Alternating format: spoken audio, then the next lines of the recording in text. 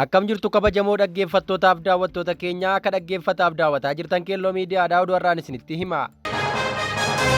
Daandiin Itiyoo Jibuutii guyyaa 3 oliif ammallee cufatee jiraachuu waboof maddeen odeeffannoo himanii. Duula cichoomina kaayyoo jedhuun haleellaa gaggeessaa jiraachuu kan himu ABO waboon daandii Itiyoo Jibuutii ugguree akka jiru gama tiwiitira isaa beeksiseera. Akkasuma namooti haalicha itti siqeenyaan hordofaa jiran naannichatti lolli guddaan waraana mootummaa fi waboo gidduutti adeemaa akka jiru ibsaniiru. Haleellaa dhiyeenya kana waboon taasisaa jira jedhamuun waraanni mootummaa 100 lakkaa'amu du'uu akka lolli caqasame. Lolli adeemsifamaa jiru bakka tokko qofa osoo hin taane Oromiyaa kallattii garaa garaan ta'uun isaa ammoo madda qormaataa olaanaa bulchiinsa mootummaa ammaatti ta'ee jira. Kana irraa aanuuf ammallee mootummaan mala qurxummii balleessuuf galaana gogsuu jedhu san qabatee uummata nagaatti aarii ba'u ammeesseera. Manneen uummataa gubuu fi hawaasa nagaa ajjeesuun waraana mootummaa biraa mul'ata akka jiru caqafame. Akka kanaan kibba bahaa Oromiyaa godina Arsii keessatti kan argamtu aanaa Sirkaa keessatti lola waboo fi humnoota mootummaa gidduutti adeemsifame bu'uura godhachuun manneen jiraattota nagaa abiddaan barbadaa'uu himameera. Sadaasa bara 2023 irraa jalqabee walwaraansa waraana bilisummaa Oromoo fi humnoota mootummaa gidduutti aanaa Sirkaa keessatti gaggeeffamaa jiru hordofee nageenyaa fi tasgabbiin uummataa raafama keessa seenuu kan himan maddeen rakkoon kun itti hammaataa adeemaa jiraachuu dubbatanii. Gandoota baadiyyaa aanaa Sirkaa kanneen akka Waajii Raaphasaa, Biduu Baalaa, Hellaa Amajaa, Hellaa Xareetaa, Gallabee Amajaa, Macarraa Soojjii Saadee, Gallabee Ulul, Zambaabaa, Soolee Nageellee, Elellee Waalaanaa dabalatee kanneen biroo keessatti lubbuun namaa darbaa akkasuma qabeenyi qisaasamaa akka jiru gabaasichi ibse. Muddee 24 fi 25 bara 2024 ganda Elellee Walaanaa iddoo addaa Safaraa Baddeessaa jedhamuu fi ganda Soojjii Saadeetti waraana mootummaa fi waraana bilisummaa Oromoo gidduutti lola gaggeeffame booda waraanni mootummaa qabeenya uummataa saamuun re'oota uummataa qalee nyaachuu akkasumas manneen uummataa gubuu maddeen himaniiru. Muddee 27 bara 2024 ganda Waajii Raaphasaatti namoota akka obbo Kadir Tufaa, Adam Kadir Tufaa, obbo Qaadoo Hajii Waaqee, obbo Asoo Huseenaa, obbo Hajii Kadir Hajii Musaa, obbo Ashiimoo Hajii Musaa, obbo Amiin Hajii Musaa jala loltoonni mootummaa manneen isaanii qabeenya waliin gubuu gabaasichi ibse. Ganda Biduu Baalaa jedhamutti ammoo maanguddoo biyyaa maqaan isaa Aloo Abbaa Gurraachaa jedhaman loltoota mootummaatiin ajjeefamuu maddeen odeeffannoo himaniiru. Naannichatti yakka waraanaa ulfaataan adeemaa akka jiru gabaafamee jira. Ammas taanaan hawaasni Oromoo naannicha jiraatan sodaa nageenyaa hamaaf saaxilamuu gabaafameera. Kun wayita mootummaan akka waan waboon galaa jirutti miidiyaan gabaasaa jirutti dhaga'ame. Dhimma haleellaa addaa tibbana waboo biraa ba'aa jiruun walqabatee mootummaan deebii laate hin qabu. Odeessa itti aanuun caasaaleen mootummaa Amuruutti sababa ijoolleen keessan waboo ta'an jedhaniin namoota 17 hidhaan hiraarsaa akka jiran gabaafame.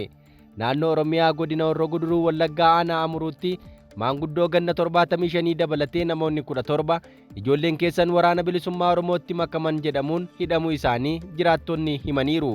Aanichatti qonnaan bultoota hidhaa ji'a 7 booda gadhiifaman keessaa namoonni ijoolleen keessan bosonarraa hin deebine jedhamuun hidhaman jiraachuu sagaleen Jarman Docheeveleen gabaasee jira. Maanguddoon ganna 75 tokko himannaa wal fakkaatuun irra deebiin to'annoo jala ooluu isaanii ilmi isaanii Docheeveleetti himeera.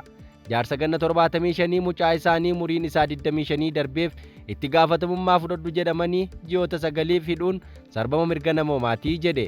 Bulchaan aanaa Amuruu obbo Dhinsaa Dhugumaa maatiin ijoollee isaanii hidhattootatti makaman akka fidan kallattii kaa'ameen miseensonni maatii hidhaman akka jiran mirkaneessaniiru.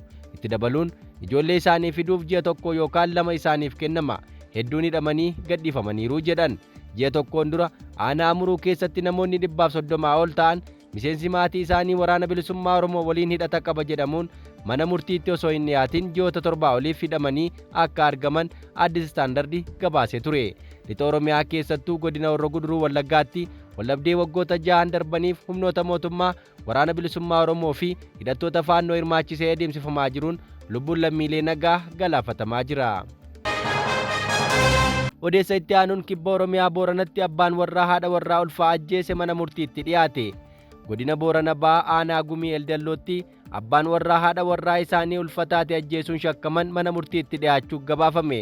Akka maatii fi abbaan alangaa madda oduu kanaa BBC'tti himanitti namni kun erga ajjeechaa raawwateen booda boolla qotee awwaaluu dhokseera. Mana murtii Boorana Bahaatti abbaa alangaa kan ta'an obbo Qaallichaa Bilisuu Shakkamaan to'annoo jala ooluun booda yakka kana waakkachuu himanii. Duusheetu amma dhaga'ee jedhan erga to'annoo jala ooleen booda manni murtii dhimma kana qoratee murteessuuf ilaaluu eegaleeraa jedhame. Miidhamtuun kun yeroo ajjeefamte ulfa ta'uu ragaa namaa malee waan saayinsiin qoratame akka hin jirres abbaan alangaa dubbataniiru. Akka obbo Qaallichaa jedhanitti shakkamaan tilmaamaan nama ganna 70 ta'an akka lakkoofsa Itoophiyaa onkoloolessa 16 bara 2017 ajjeechaa raawwachuun booda barbaachaa ba'anii. Obboleessi miidhamtuu Biduu Liiban jedhaman immoo akkaataa du'a obboleettii isaanii yoo ibsan abbaan warraa ishee bultii 28tiif isheen argine jedhee nutti himee jedhan. Dubbii kana dhaga'uun booda maatiin uummatatti iyyachuu dubbatu. Abbaan kiyya namni kun maaliif dhibamte jedhee hin barbaanne hin iyyanne birmannaan taasisnee jechuun naa to'atamuu qaba jedhee uummatatti iyyachuu isaa dubbate. Kana booda qaamoti seeraa barbaachatti akka ka'an dubbatu. Yeroo kanatti shakkamaan waan godhe waan beekuuf baqachaa turuu isaas gabaasichi ibseera. Akka BBC'n maatii irraa odeeffatetti shakkamaan kun akka lakkoofsa Itoophiyaa sadaasa bultii 9 bara 2017 to'annoo jala oolee jira. Odeessa itti aanuun Sandaafaatti konkolaachiftonni baajaajii leenjii milishaa dirqamaa akka fudhatan taasifame. Naannoo Oromiyaa magaalaa Sandaafaatti konkolaachiftonni baajaajii fi gaarii fardaa dirqamaan akka milishummaa leenji'an ajajni darbu konkolaachiftota wabeeffachuun maddi oduu kanaa Addis Istaandardi gabaaseera. Akkaataa qajeelfama kanaatiin konkolaachiftonni baajaajii fi gaarii fardaa hundi ganama sa'aatii 12 walakkaa hanga sa'aatii 3tti leenjii kana nageenya akka fudhatan ajajamaniiru. Qajeelfamni kun tajaajila geejibaa irratti dhiibbaa uumuu isaas hawaasni komatee jira. Jiraattonni magaalattii akka himanitti sababa leenjii kanaatiin muddee 27 bara 2024 irraa kaasee hanga amajjii 9 bara 2025tti konkolaachiftonni baajaajii fi gaarii fardaa tajaajila geejibaa kennuu dhaabaniiru. Magaalattiitti konkolaachisaa baajaajii Leellisaa Maaruu jedhamu maqaan kan jijjiirame ajajni darbe kun galii guyyaa isaa irratti dhiibbaa uumuu hima. Ani barattoota geejibuun galiin argadha. Barattoota 14 waliin walii galteen qaba. Haa ta'u malee sababa leenjii milishaa kanaatiin kaayyoon koo galmaan ga'uu hin dandeenye. Maamiloota kanneen nan dhaba sodaa jedhuun qabaa jechuun dubbate. Leenjiin kun mooraa warshaa oomishaa meeshaa annisaa aduu Sandaafaa keessatti argamu keessatti akka gaggeeffamu eeruun leenjiin kun hayyama hojii argachuuf murteessaa akka ta'e itti himamu namni kun dubbateera.